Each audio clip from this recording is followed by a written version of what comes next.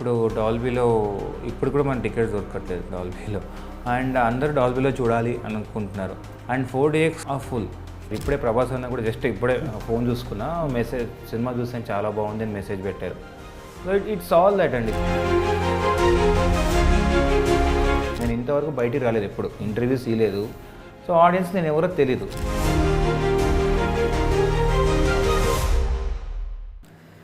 ఆట అంటే కేవలం గెలుపు ఓటములే కాదు, అందులో ఉన్నటువంటి ఎమోషన్ కూడా ముఖ్యం అంటున్నాడు దర్శకుడు అభిలాష్ రెడ్డి. సో అందుకే బైకర్ లాంటి సినిమాని సరికొత్తగా ప్రజెంట్ చేసి తెలుగు సినిమా చరిత్రలోనే ఒక సరికొత్త సినిమాను ప్రేక్షకుల ముందుకు తీసుకొచ్చాడు. సో దర్శకుడు అభిలాష్ రెడ్డి మనతో పాటున్నారు. మరి బైకర్ కోసం తను పడినటువంటి శ్రమ సో ఎలా ఉంది, బైకర్ని తన అనుకున్న కళ్ళకు కట్టినట్టుగా ఒక మోటో క్రాఫ్ట్కి సంబంధించినటువంటి ఒక స్పోర్ట్స్ డ్రామాని తెరకెక్కించడంలో తనకు ఎదురైనటువంటి అనుభవాలు ఏంటనేది అడిగి తెలుసుకున్నాం.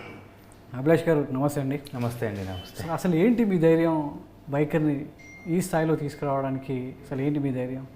ఇంకా ఆడియన్సే అండి. కొత్తదనం ఎక్స్పెక్ట్ చేస్తున్నారు. ఇప్పుడు థియేటర్స్కి రావాలంటే ఒక థియేటర్లో ఎక్స్పీరియన్స్ కావాలంటున్నారు. దాంతోపాటు ఎమోషన్ కూడా ఇచ్చారు. సో అందుకే ఇప్పుడు థియేటర్స్లో అందరూ చాలా బాగా ఎక్స్పీరియన్స్ చేస్తున్నారు. ఓకే. సో ఇండస్ట్రీ గురించి కూడా చాలామంది ప్రముఖులు సో ట్విట్టర్లో, ఫేస్బుక్లో, ఇన్స్టాలో ఎక్కడ చూసినా బైకర్ గురించి మాట్లాడుతూ మిమ్మల్ని అప్రిషియేట్ చేస్తున్నారు. అవును. మరి ఇండస్ట్రీని ప్రేక్షకుల నుంచి థియేటర్లో చూసిన అభిమానులే కాకుండా ఇండస్ట్రీ అంతా కూడా ఈ సినిమాకి సపోర్ట్ చేయడాన్ని ఒక దర్శకుడిగా మీలో ఎలాంటి ఉత్సాహాన్ని నింపింది? డెఫినెట్గా, because they know how tough to make this kind of films. ఇది అంత ఈజీగా చేసే ఫిలిం కాదు.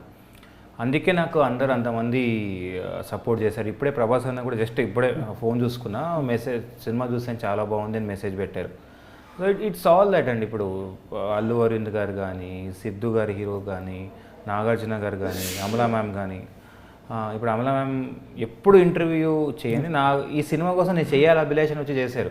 అండ్ ఐ ఫీల్ ఇప్పుడు స్వప్న గారు కానీ, బన్నీ వాసు గారు చాలామంది ఉన్నారండి సినిమా చూసి వాళ్ళకు ట్వీట్ చేసి. And I feel happy as a టెక్నీషియన్గా. ఇంతకన్నా ఏం కావాలి మనకు? సెకండ్ ఫిలింకి ఇంత అప్రిసియేషన్ రావడం అనేది ఐఎమ్ సో హ్యాపీ. సో ఎందుకు కేవలం స్పోర్ట్స్ డ్రామాలో చూజ్ చేసుకుంటున్నారు? లూజర్తో సో మూడు స్పోర్ట్స్ టచ్ చేశారు. సో ఇప్పుడు సో ఇన్నోవేటివ్గా ఒక మోటో క్రాఫ్ట్ సంబంధించిన ఒక స్పోర్ట్స్ డ్రామా, బైక్ డ్రామాని ఎంచుకోవడం జరిగింది. అసలు ఎందుకు మీకు స్పోర్ట్స్ డ్రామాలు అంటే ఇష్టం? అంటే ఇష్టం కాదు, అలా చాలా కుదిరింది అది. ఇక్కడ ఎందుకు అంటే ఇక్కడ మీకు రేసింగ్ అనేది ఇట్స్ అన్ ఎమోషన్ కదా. ప్రతి ఒక్కరు బైక్ అంటే ఒక ఎమోషన్ మనకు. అండ్ దాంట్లో పాటు ఫ్యామిలీ డ్రామా కూడా ఎక్కువ ఉంది మీకు. లూజర్లో కూడా అట్లే ఉంటుంది. డిఫరెంట్ స్పోర్ట్స్ లూజర్లో యాక్చువల్లీ స్పోర్ట్స్ చాలా తక్కువ ఉంటుంది మీకు. లూజర్లో ఎక్కువ ఉంటుంది స్పోర్ట్స్, దీంట్లోనే ఎక్కువ ఉంటుంది. కానీ లూజర్లో ఐ థింక్ చాలా తక్కువ sports. It's between A characters లాగా ఉంటుంది. ఈచ్ క్యారెక్టర్ స్ట్రగుల్ 3 డిఫరెంట్ స్పోర్ట్స్లో తీసుకున్న స్టోరీ. దీంట్లో more of A family drama నేను తీసుకున్నా దీంట్లో. And because of A sport, ఒక స్పోర్ట్ ఇన్వాల్వ్ అవ్వడం వల్ల మీకు అలా అనిపిస్తుంది. కానీ దీనికి కంప్లీట్గా డిఫరెంట్ ఉంటుంది. అందుకే మేబీ పీపుల్ ఆర్ లైక్ ఇప్పుడు loser is getting more appreciation. చాలామంది ఇప్పుడు అరే లూజర్ తీసాడా తినేది, ఇప్పుడు చూసి అరే లూజర్ చాలా బాగా తీసామన్నా. ఇట్స్ ఎ ప్రాసెస్ అండి. ఇప్పుడు లూజర్ అనే సిరీస్ ఇండస్ట్రీలో అందరు చూస్తారు.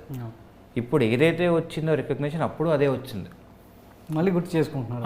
ఇప్పుడు ఏమైపోయిందంటే ఈ సినిమా చాలా పెద్ద హిట్ అవ్వడం, అందరి సినిమా గురించి మాట్లాడడం. సో దీనికి ఈ డైరెక్టర్ ఏం చేశాడు, నేను ఇంతవరకు బయటికి రాలేదు, ఎప్పుడు ఇంటర్వ్యూస్ ఇవ్వలేదు. సో ఆడియన్స్ నేను ఎవరో తెలీదు. ఎప్పుడు నేను ఏంటి అని తెలిసినప్పుడు దట్ స్టార్టింగ్ రీసెర్చింగ్. ఓకే, తిని లూజర్ అని ఒక వెబ్ సిరీస్ తీసాడు, చూద్దాం. చూసినా దర్ ఎగ్జైటెడ్, అరే ఎలా తీసాడు అనేది. అంటే నేను చెప్పిన అప్రిసియేషన్ ఇండస్ట్రీని చాలామంది చూస్తారు. అప్పుడు నాకు ఓటీటీలో ప్రాబ్లం ఏంటంటే మనం ఎంతమంది చూస్తారు ఏంటో మనకు తెలియదు. నాకు ఏదైతే కాల్స్ వస్తే వాళ్ళే చూస్తారు అనుకుంటా. సో అక్కడ ఏంటంటే నాకు ఇండస్ట్రీని చాలా కాల్స్ వచ్చాయి. ఇప్పుడు లూజర్ వల్లనే నాకు బైకర్ వచ్చింది. శర్వా గారు లూజర్కి పెద్ద ఫ్యాన్. సో వంశీ గారు ఇక్కడ ప్రొడ్యూసర్, దాని నుంచే వచ్చింది నాకు ఈ స్టెప్ బైకర్. అందుకే మీరు ఇంత నమ్మి బడ్జెట్స్ పెట్టి మనం ఇంత డిఫికల్ట్ అయినా అని బిలీవ్ చేసి షూట్ చేశారు. సో బైకర్ గురించి మాట్లాడే కంటే ముందు మీ నాన్నగారి గురించి మాట్లాడుకోవాలి. ఈ సినిమాలో తండ్రి కొడుకుల మధ్య ఒక ధైర్యం కావచ్చు, ఒక భయం ఎలా ఉండేది, భయాన్ని ఎలా వీడాలనేది తండ్రి కొడుకుల మధ్య ఒక ఎమోషన్ బాండింగ్ని చాలా చక్కగా చూపించారు. సో రియల్ లైఫ్లో మీ నాన్నగారు అంటే మీకు ఎంత ధైర్యం, మిమ్మల్ని ఎలా ప్రోత్సహించేవారు ఇండస్ట్రీకి ఒక ఫిల్మ్ మేకర్గా అవుదాం? నేను మా నాన్న ఎక్కువ మాట్లాడడం, చాలా సైలెంట్. అసలు ఒక హగ్ చేసుకోం, సరేనన్న ఆ టైపే. ఇప్పుడు శర్వా గారి క్యారెక్టర్ నాది సేమ్. సరేనన్నా. సో ఇది జనరల్గా ఉండేది. మనం ఒక సర్టన్ ఏజ్ తర్వాత మనం ఫాదర్స్ దగ్గర అది ఓపెన్ అప్ అయి మాట్లాడలేం. ఎస్, నా మదర్ దగ్గర నేను ఎక్కువ మాట్లాడతాను. బట్ సమ్వేర్ ఐ ఫెల్ట్ నాకు జరిగిన పర్సనల్ ఇన్సిడెంట్స్ అవి ఉండొచ్చు, అది సినిమాలో రిఫ్లెక్ట్ అయింది అంతే. And is so happy. ఇప్పుడు ఈ ఫిల్మ్ చూసాక చాలా హ్యాపీగా ఫీల్ అయ్యారు. సో మీ ఎమోషనే క్లైమాక్స్లో స్పోర్ట్స్ రూమ్లో, డ్రెస్సింగ్ రూమ్లో కనబడింది అంటారు, అంతేనా? That is me. So Abhilash గారు, చాలామంది ఇండస్ట్రీలో రకరకాల సినిమాలు తీస్తుంటారు. కొన్ని కమర్షియల్ వేలో ఉంటాయి, కొన్ని ఆర్ట్ ఫిలిమ్స్ ఉంటాయి, కొన్ని డ్రామా, కొన్ని ఫ్యామిలీ ఎంటర్టైన్మెంట్స్ ఉంటాయి. స్పోర్ట్స్ డ్రామాని టచ్ చేయాలంటే చాలామంది వెనుకడుగా ఆలోచిస్తుంటారు.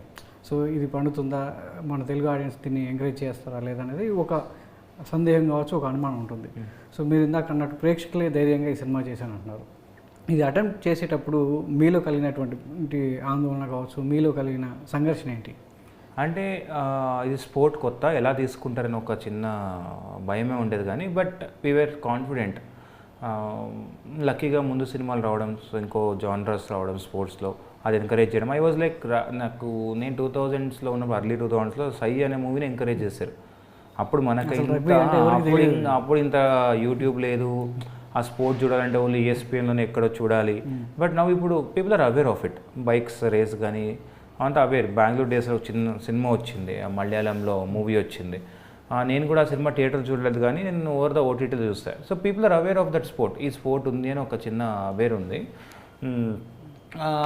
కానీ ఏంటంటే ఇప్పుడు అదే ఎగ్జైట్ అవుతుంది కదా, ఎలా షూట్ చేసాడు అనేదే కదా ఇప్పుడు ఎగ్జైట్మెంట్. ఇప్పుడు అందరూ థియేటర్లో వెళ్ళి చూడాలి, ఆ బెస్ట్ ఎక్స్పీరియన్స్ చేయాలి అన్నప్పుడు దట్ ఈస్ నేను సక్సెస్ లాగా ఫీల్ అవుతున్నా. సో మరి ఈ bike racing drama, sports adventure డ్రామాని తీయడానికి మీకు స్ఫూర్తి ఎవరు? ఈ కథ ఎక్కడి నుంచి స్టార్ట్ అయింది? అంటే నేను లూజర్ తర్వాత చాలామంది ఫోన్ చేసి, అన్న మాది కూడా ఒక కథ ఉందన్న, రేసెస్ది విను అన్నప్పుడు నేను వెళ్ళి కోయంబత్తూర్లో కొన్న రేసెస్ని కలిసా.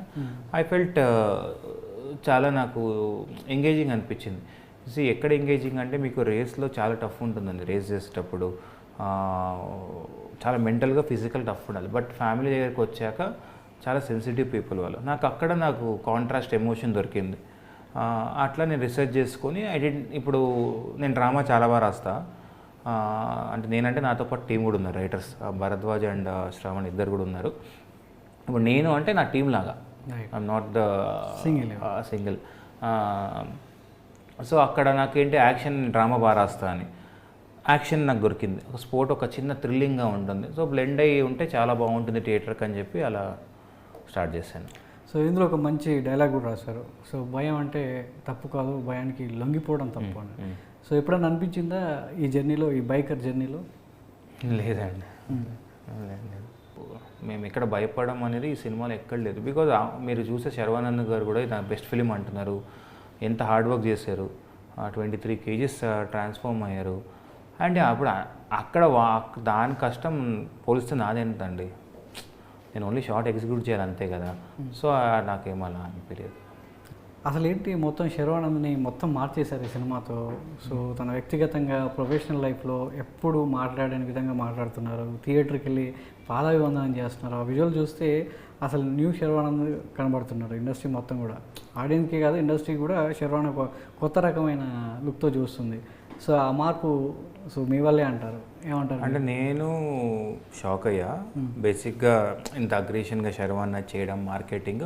బట్ ఐ ఫెల్ట్ ఇట్, తన సినిమా చూసుకున్నాక కాన్ఫిడెన్స్ ఏమో అనిపించింది.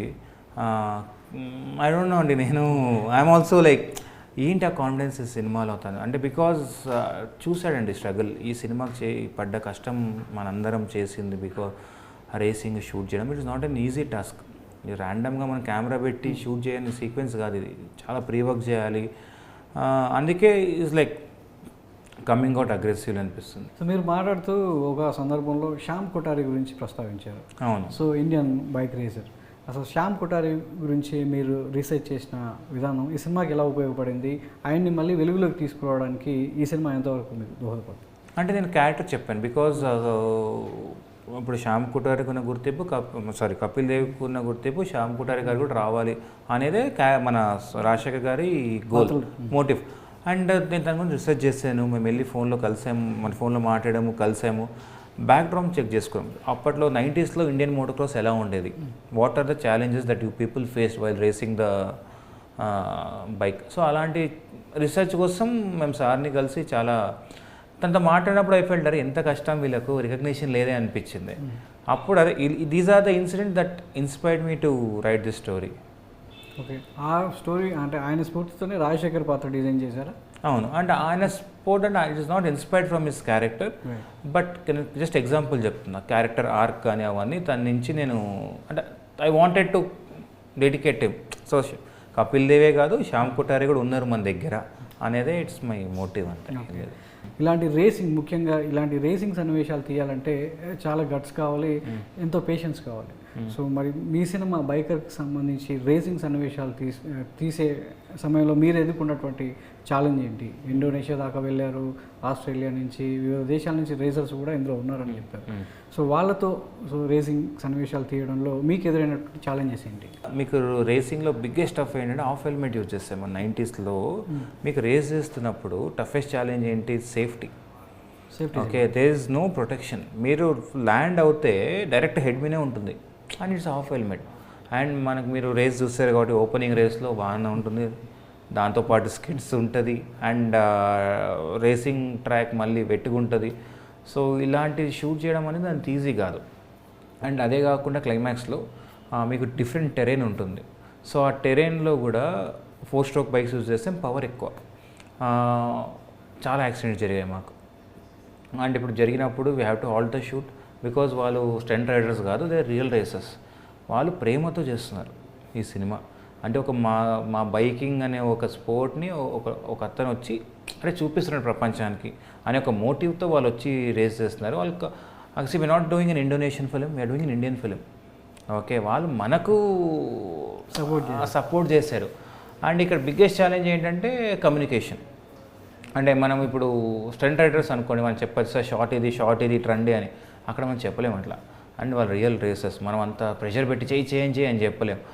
అది ఒక చిన్న డిఫికల్ట్ ఉండే. And execution of the shorts.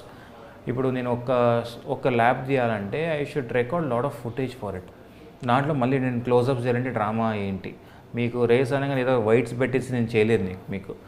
దాంట్లో నేను ఎవ్రీ ల్యాప్ క్లోజప్స్ ఉంటాయి అండ్ ఎవ్రీ ల్యాప్ డ్రామా ఉంది. ఇప్పుడు అన్వర్ అనే క్యారెక్టర్ విక్కీని పుష్ చేస్తాడు, తను కింద పడతాడు. So there is up and downs in the race. అది గ్రాఫ్ కరెక్ట్గా రాసుకున్నాం పేపర్ మీద. That was difficult for us to. ఒక రేసింగ్ ఎన్ని గంటలు పట్టేది? సో మధ్యలో రేసెస్ స్కిడ్ అవ్వడం, పడిపోవడం, ట్రాక్ సరిగ్గా ఇందాక మీరు అన్నట్టు ఒక లూప్ కంప్లీట్ చేయాలంటే ఎంత టైం తీసుకునేవాళ్ళు? అండ్ టైం అనేది షార్ట్ బట్ ఉంటుంది. ఇప్పుడు ఒక షార్ట్ ప్లేస్ చేశాక ఒక 8 కెమెరాస్ మనకు రికార్డ్ చేస్తాం. ఆ షార్ట్ ఓకే అయ్యాక మళ్ళీ అక్కడి నుంచి నేను ఇంకో 8 కెమెరాస్ అన్మౌంట్ చేసి ఇంకో దగ్గర పెట్టాలంటే it's to take 1-2 hours time. And వాళ్ళకు ఒక 2 hours తర్వాత బ్రేక్ కావాలి. అండ్ ఇది అందుకే మనకు చాలా లెంతీ ప్రాసెస్ ఇది నేను షూటింగ్ కన్నా ఎడిటింగ్లో చాలా toughest to pick the shots. ఏది బెస్ట్ షాట్ పిక్ చేసుకోవడం అనేది అండ్ మొమెంటమ్ ఏంటి. సో దానికి ఎక్కువ టైం పట్టింది. అండ్ మేము 60+ days మేము యాక్షన్ షూట్ చేస్తాం. Okay, Sharwa stunts real stunts చేశాడా లేదంటే డూప్ని ఏమైనా వాడారా? రిస్కీ షాట్స్ అండ్ డూప్తోనే షూట్ చేస్తాం. Okay, we cannot take that risk with actor అండి. సి బట్ ఇప్పుడు నాకు ఎమోషన్స్ కానీ అదంతా శర్వానంద్ గారే చేశారు. ఇట్స్ మీకు తెలిసిపోతుంది అంటే ఇప్పుడు పైనుంచి జంప్లో we cannot take that risk of an actor కదండి. But when you seeing the film మీరు ఫీల్ అవుతున్నారా లేదా అనేది నాకు మ్యాటర్. మీరు ఎక్కడ ఫీల్ అవ్వలేదు కదా, అరే మీకు శర్వానంద్ గారు రైడ్ చేస్తున్నట్టే మీకు ఉంటుంది. సో దట్స్ అన్ ఎమోషన్ అండి ఇక్కడ. సో థియేటర్ ఎక్స్పీరియన్స్ ఎలా ఉందంటే డిఫరెంట్ ఫార్మాట్లో సినిమా రిలీజ్ చేయడం జరిగింది. అంటే కేవలం మాస్ థియేటర్లో చూసే ఆడియన్కే కాకుండా ఒక థియేటర్ ఎక్స్పీరియన్స్, మంచి గుడ్ ఎక్స్పీరియన్స్ ఇవ్వాలనే ఉద్దేశంతో మీరు రకరకాల ఫార్మాట్లో సినిమా రిలీజ్ చేశారు కదా. సో ఎలాంటి రిజల్ట్ ఉంది, మీకు ఎలాంటి హ్యాపీనెస్ వచ్చింది? అండ్ ఇప్పుడు డాల్బీలో ఇప్పుడు కూడా మన టికెట్స్ దొరకట్లేదు డాల్బీలో. అండ్ అందరూ డాల్బీలో చూడాలి అనుకుంటున్నారు. అండ్ 4DX ఫుల్ పిల్లలు వెళ్తున్నారు 4DX దానికి. అండ్ సింగిల్ స్క్రీన్లో mass crowd are going. Other థియేటర్స్లో ఫ్యామిలీస్ వెళ్తున్నారు. సో కరెక్ట్గా డివైడ్ అయింది నా సినిమా. So I'm feeling happy. మనం ఫస్ట్ టైం ట్రై చేసాం formats, we didn't disappoint anyone. ఇప్పుడు ఒక 4 రిలీజ్ అయ్యి 5 days అయింది, ఇంకా మనకు ఒక ప్రీమియం ఫార్మాట్లో ఫుల్స్ అవుతున్నాయంటే ఇట్స్ అ క్వాలిటీ. అంటే మనం క్వాలిటీ నేను ఇచ్చా ఆడియన్కి and audience also received it. లేదు క్వాలిటీ సినిమా తీసుకున్నారు కాబట్టి నెక్స్ట్ టైం ఇప్పుడు మనం చేయాలన్నా ఏదన్నా మాకు ఒక ధైర్యం ఉంటుంది.